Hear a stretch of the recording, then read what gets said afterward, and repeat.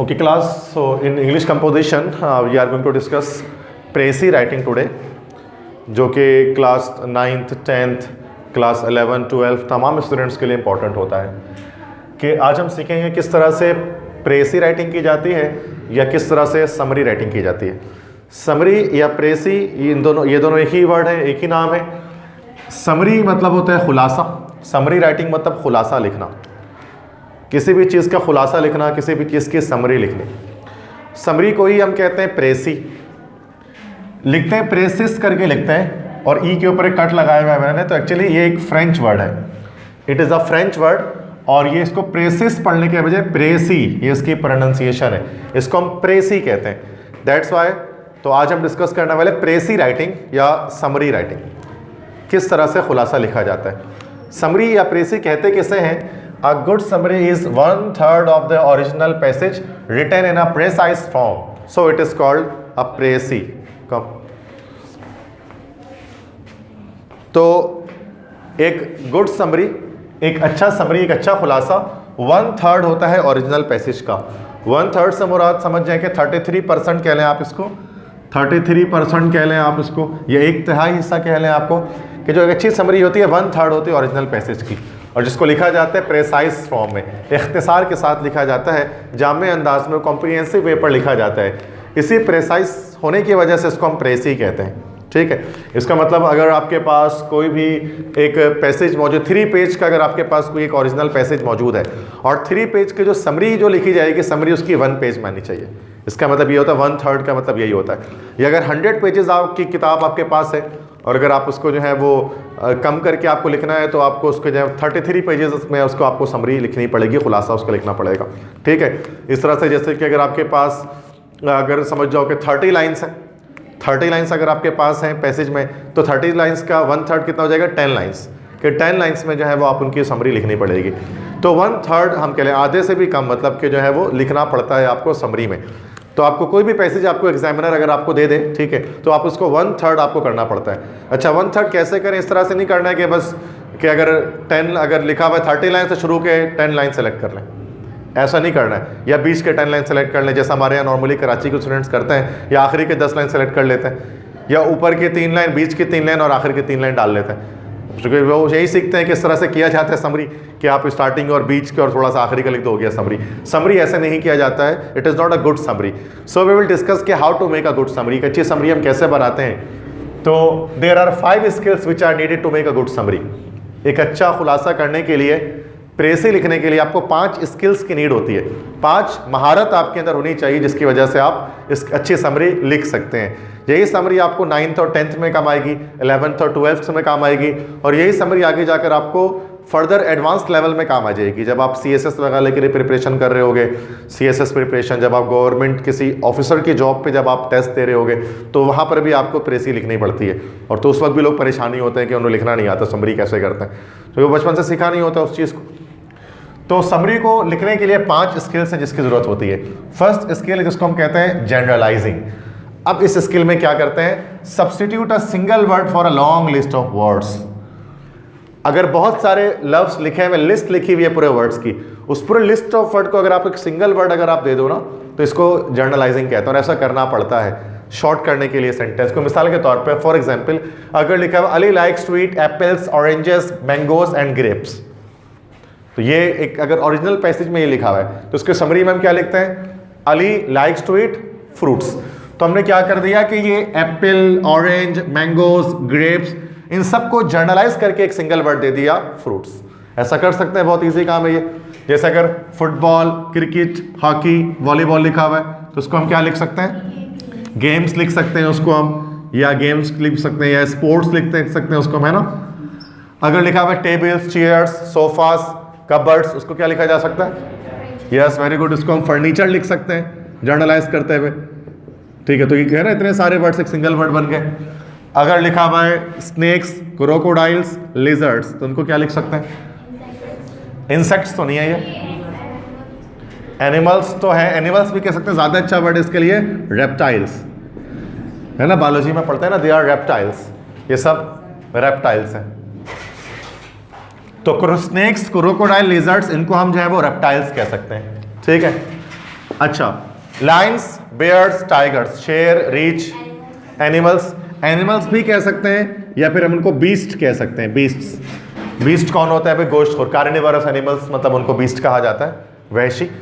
अच्छा, sheeps, goats, horses, camels, donkeys, इनको हम, ये तो हर्बीवोरस एनिमल कह सकते हैं, इनको हम कैटल कह सकते हैं। कैटल होता है ना, मवेशी जिसको हम कहते हैं, ये सारे के सारे। तो यहां पर हमने क्या किया, फर्स्ट स्टेप में क्या सीखा हमने? फर्स्ट स्किल क्या है? जर्नलाइजिंग। जर्नलाइजिंग के अंदर हम क्या करते हैं कि एक लॉन्ग लिस्ट ऑफ वर्ड्स को हम एक सिंगल वर्ड सब्स्टिट्यूट कर देते हैं, जिससे क्या होता है, एक सेंटेंस आपको शॉर्ट हो जाता है ना भाई? कितने सारे बड़े बड़े सेंटेंस हमने शॉर्ट करके एक वर्ड में लिख दिया उसको। तो ये पहली स्किल है। इसके बाद दूसरी चीज क्या? Selecting the facts and rejecting unimportant details. Facts मतलब हकाइक या इंपॉर्टेंट फैक्ट्स, जितने अहम फैक्ट्स है ना उनको हम सेलेक्ट कर लें, और रिजेक्ट क्या करते हैं? डिटेल्स, अनइंपॉर्टेंट डिटेल्स, मतलब गैर ज़रूरी तफसीलात जो है ना, आप उनको जो है रिजेक्ट कर दें, मतलब जिनकी जो कि मेल नहीं खा रहे हो। मतलब अगर एक पैसेज लिखा हुआ है ना, उस पैसेज के अंदर जितने भी सेंटेंसेज होते हैं उनके बीच को कनेक्शन होना चाहिए, और आपको ऐसा सेंटेंस मिले जिसका कनेक्शन ही नहीं जुड़ रहा, तो उसको आप कट कर दो, वो यूजलेस सेंटेंस है। अब हम एग्जाम्पल इसकी देखते हैं। फर्स्ट सेंटेंस है, the dog was very fierce, कुत्ता बहुत खूंखार था। The dog howled all night, कुत्ते ने सारी रात भौंका। So that neighbours never went near it, इसलिए पड़ोसी कभी उसके करीब नहीं गए। तो फर्स्ट, सेकंड, थर्ड, तीनों सेंटेंस में कौन सी ऐसा सेंटेंस है जो यूजलेस है? यहाँ पर फर्स्ट, सेकंड, थर्ड में से सेकंड सेंटेंस यूजलेस है। क्यों भाई? चूंकि कुत्ता खूंखार था, खौफनाक था, तभी नेबर उसके करीब नहीं गए। भौंकने से क्या होता है? बार्किंग डॉग सेल्डम बाइट्स, जो गरजते हैं वो बरसते नहीं। तो सिंपल तो वो तो भौंकने से नहीं, लेकिन वो खौफनाक था, इस वजह से उसके करीब नहीं गए। तो हम बीच वाले सेंटेंस को कट कर सकते हैं, ठीक है? You are right. The car was black in colour, the car had worn out tyres, so it could not be seen in the dark. Car काले रंग की थी, कार के टायर खराब थे, इसलिए रात में उसको देखा नहीं जा सकता था। सेकंड वाला इसमें जो बिल्कुल ये यूजलेस है, क्योंकि उसके टायर खराब थे, तो उससे तो देखने का लेने देना कुछ है नहीं कि रात में उसको देखा जाएगा नहीं देखा जाएगा। ब्लैक कलर की चीज वजह से रात में नहीं दिखाई देगी। The car was black in colour, the car had worn out tyres, so it could not climb out on steep hills. First, second, third कौन सा इसमें होगा? जिस कार का कलर काला था, ये बिल्कुल यूजलेस है, क्योंकि कार के टायर खराब थे तभी वो चढ़ नहीं पाई स्टीप हिल्स में, ठीक है? तो ये पहला, इस बार the car was black in colour, ये यूजलेस हो गया, अनइंपॉर्टेंट हो गया। समझ में आ रहा है कैसे मैं कर रहा हूँ? Next sentence, the students did not prepare for the test, they came without uniform, so they could not answer questions properly. Second है, जाहिर सी बात है, यूनिफॉर्म के होने ना होने से जो है वो तैयारी का कोई लेने देना है नहीं पेपर देने का, ठीक है? नेक्स्ट है, the students did not prepare for the test, they came without uniform, so the chowkidar could not make out who they were. हाँ, जो क्योंकि वो यूनिफॉर्म के बिना है तभी चौकीदार उनको नहीं पहचान सका कि वो कौन है। तो फर्स्ट वाला इस बार यूजलेस हो गया। प्रिपरेशन से तो नहीं चौकीदार वो कह रहा है पहचानेगा कि ये स्टूडेंट्स है कि नहीं है, सवाल थोड़ी ना सुनेगा वो आपसे, वो तो यूनिफॉर्म देखेगा। He had a toothache, उसके दांत में दर्द था। He big toe was also injured, big toe कहते हैं पाँव का अंगूठा जो है ना, उसको big toe कहा जाता है, उसके पाँव का अंगूठा भी जख्मी था। So he went to the dentist, इसलिए वो डेंटिस्ट के पास गया। तो जाहिर सी बात है, दांत में दर्द था तभी डेंटिस्ट के पास गया। तो सेकंड वाला जो है वो ये आपका यूजलेस हो गया, आपने इसको रिजेक्ट कर देना है। अगर यहाँ पर लिखा होता he had a toothache, his big toe was also injured, so he went to the physiotherapist, he went to a physiotherapist. उस सूरत में क्या होता है, फर्स्ट वाला हम कट कर देते हैं, क्योंकि फिजियोथेरापिस्ट के पास इंसान उस वक्त जाता है जब उसको इंजरी हो पाँव हड्डी वगैरह में। तो नॉर्मल सी बात है कि यहाँ पर हमने सेकंड स्किल क्या सीखी कि जब भी कोई समरी आपको लिखनी पड़ेगी तो जो अनइम्पॉर्टेंट डिटेल्स हैं उनको आप रिजेक्ट कर देंगे, जो कि उसका कोई जरूरत, उनका कोई कनेक्शन होगा ही नहीं मेन थॉट के साथ, ठीक है? तो समझ में आ गई बात? सेकंड स्टेप में क्या बता रहा था मैं आपको, selecting the facts and rejecting unimportant details, सही है? थर्ड, उसके बाद है compressing several words into a single word, कि अगर कोई एक सेवरल वर्ड्स लिखे में बहुत सारे वर्ड्स मिलकर कोई सेंटेंस बन रहे, आप उसको सिंगल वर्ड में कंप्रेस कर दो उसको एक सिंगल वर्ड के अंदर, ठीक है? जैसे that which can not be scene, वो जिसको देखा नहीं जा सकता। अब इसको हम एक वर्ड अगर हम देना चाहे तो उसको हम क्या लिख सकते हैं? हर वो चीज़ जो देख नहीं सकते, उसको हम क्या बोल सकते हैं इंग्लिश में? नहीं, इसके लिए सिंपल एक वर्ड होता है हमारे पास, सिंगल वर्ड दे रहे हैं, इनविजिबल। अगर हम कहते हैं समथिंग इज इनविजिबल, इसमें something is that which can not be scene. Invisible एक छोटा हो गया ना, इतने बड़े वर्ड को एक हमने कर लिया। इस तरह that which can not be scene 2 बार हो गया ये, तो उसको करने की जरूरत नहीं है। नेक्स्ट है that which can not be eaten, हर वो चीज़ जो खाई नहीं जा सकती। तो इसके लिए सिंपल मैं तरीका बता दे रहा हूँ, अनईटेबल। अनईटेबल मतलब वो चीज़ जो खाई नहीं जा सकती। अच्छा, that which can not be describe, जिसको डिस्क्राइब नहीं किया जा सकता, तो ये क्या हो जाएगा? Yes, undescribable. That which can not be conquered, ये क्या हो जाएगा? अनकंक्योरेबल। मतलब सिंपल एक ही पैटर्न पे चलाना है। That which can not B read, क्या हो जाएगा? अनरीडेबल। तो ये आपने क्या कर दिया कि आपने सेवरल वर्ड्स को कंप्रेस करके एक सिंगल वर्ड में चेंज कर दिया। तो वो मैंने बता दिया कैसे। तो ये भी आपको करना आना चाहिए कि किस तरह से सेवरल वर्ड्स को कंप्रेस करके एक सिंगल वर्ड में कन्वर्ट कर दें। फोर्थ है convert direct speech into indirect speech. Direct speech को आपको इनडायरेक्ट स्पीच में कन्वर्ट करना पड़ेगा, because we can not summarise direct speech, क्योंकि हम डायरेक्ट स्पीच को समराइज नहीं कर सकते। देखो नरेशन, वैसे तो हमने जो है वो इस क्लास के अंदर नरेशन को डिस्कस नहीं किया है, लेकिन जो है वो यूट्यूब के अंदर जो लेक्चर्स मैंने नरेशन के भी रखे हैं अपने सारे, जितने भी नरेशन मैंने कन्वर्ट कर दिया है, बट यहाँ पर हम पढ़ेंगे आफ्टर दिस क्लास। तो नरेशन में क्या होता है, आपने अगर बिगिनर क्लासेस में भी इसमें पढ़ा होगा कि direct speech indirect speech, direct narration indirect narration, इस तरह से हम कर रहे होते हैं। डायरेक्ट नरेशन इन्वर्टेड कॉमास के अंदर होता है, indirect narration without inverted commas होता है। हमें डायरेक्ट को इनडायरेक्ट में चेंज करना पड़ता है। डायरेक्ट नरेशन क्या चीज़ होती है? अगर कोई इंसान अगर किसी इंसान की कही हुई बात उसी के अल्फाज में दोहरा दिया जाए, ये डायरेक्ट नरेशन है, इन्वर्टेड कॉमास के अंदर होता है। और अगर किसी की कही हुई बात को आप अपने अल्फाज में बयान करो तो that is called indirect narration. ठीक है, तो डायरेक्ट नरेशन के अंदर चेंजिंग करना मना है, क्योंकि ये बेईमानी हो जाएगी, क्योंकि उस शख्स के अल्फाज को आप तब्दील कर दोगे। बोला तो उसने वो चीज़ नहीं है। इन्वर्टेड कॉमास के अंदर वो वर्ड आने चाहिए जो वाकई में उस बंदे ने बोले हो। अगर आप इन्वर्टेड कॉमा हटा दे तो थोड़ी बहुत चेंजिंग अपने अंदर से कर सकते हैं ना। टू नाइट को दैट नाइट कर देते हैं, ऐसा कर रहे होता है। टुमारो को द नेक्स्ट डे कर देते हैं, यस्टरडे को द लास्ट डे कर देते हैं, नाउ को देन कर देते हैं, याद है ये सब कुछ करते हैं। तो ये जब तक डायरेक्ट नरेशन है तब तक आप उसके अंदर कोई चेंजिंग नहीं कर सकते। इनडायरेक्ट में जब वो आ जाए तो आप उसको समराइज कर सकते हैं। बिल्कुल ऐसे ही जैसे कि अहादीस मुबारका जो होते हैं नबी करीम सल्लल्लाहु अलैहि वसल्लम की, तो अहादीस मुबारका में एक तो एक्चुअल अल्फाज होते हैं हदीस के या कुरान पाक के। कुरान पाक अल्लाह का कलाम है, तो जो कुछ उसमें लिखा है वो अल्लाह की फरमाई भी बातें, 6666 आयत में सब अल्लाह की फरमाई भी बातें। अब हम उनको रद्द-बदल के साथ नहीं बता सकते, हमें बिल्कुल एग्जैक्टली सेम तर्जुमा बताना पड़ेगा। अगर मैं बोलूँ ना मैं कुरान की फला आयत के तर्जुमा बता रहा हूँ, तो मुझे एग्जैक्टली सेम बताना होगा। अगर मैं अपनी तरफ से चेंजिंग कर दूँ ना तो फिर ये उसका गुनाह है। क्यों? चूँकि वो तो आयत वैसे थी नहीं, वो तो अल्लाह के अल्फाज हैं। आप उसको डायरेक्ट स्पीच में बता रहे हो तो आप उसके अंदर चेंजिंग नहीं कर सकते हो। हाँ, कभी कभार उलमा कराम क्या करते हैं, वो कहते हैं मैं आपको कुरान पाक की एक आयत का मफहूम बयान करता हूँ या आपको नबी करीम की एक हदीस का मफहूम बयान करता हूँ। तो जब मफहूम बयान किया जाता है तो उसमें क्या करते हैं? चेंजिंग कर देते हैं, थोड़ा बहुत, थोड़ा शॉर्ट कर देते हैं, अपनी तरफ से कमी बेशी कर देते हैं। ऐसे ही होता है ना। तो मफहूम बयान करते हुए हम क्या करते हैं? डायरेक्ट से डायरेक्ट कर देते हैं उसको।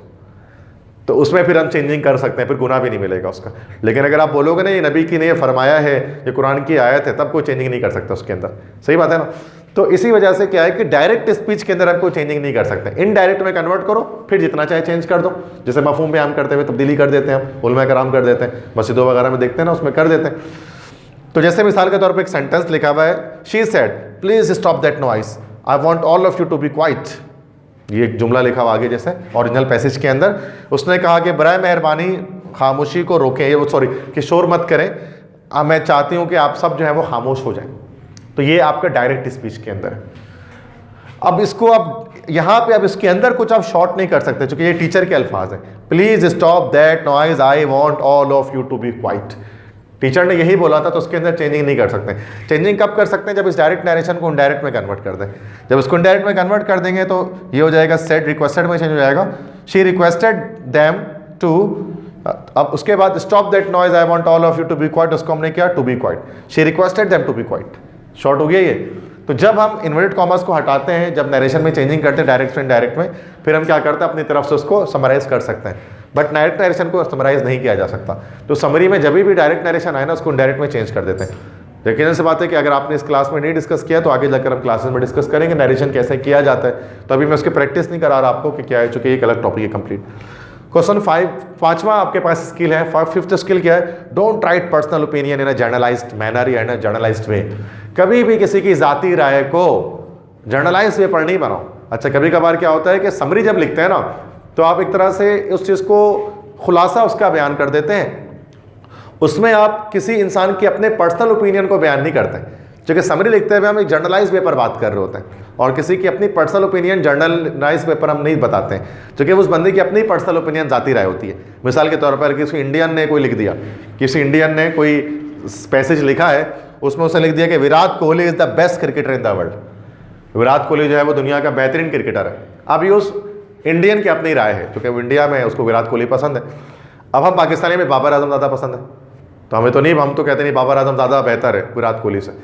तो अब हम ये नहीं लिखेंगे ना कि ये चीज़ के Virat Kohli is the best cricketer. हम जब समरी लिखेंगे तो उसमें हम थोड़ा सा इजाफा कर देंगे कि द ऑथर फील्स दैट, कि मुसन्निफ को ऐसा महसूस होता है कि Virat Kohli is the best cricketer in the world, कि विराट कोहली दुनिया का बेहतरीन क्रिकेटर है। मतलब ऐसा लगता है मुसन्निफ को, जो ऑथर है सम पैसेज के, उनको ऐसा लगता है कि विराट कोहली बेस्ट प्लेयर है।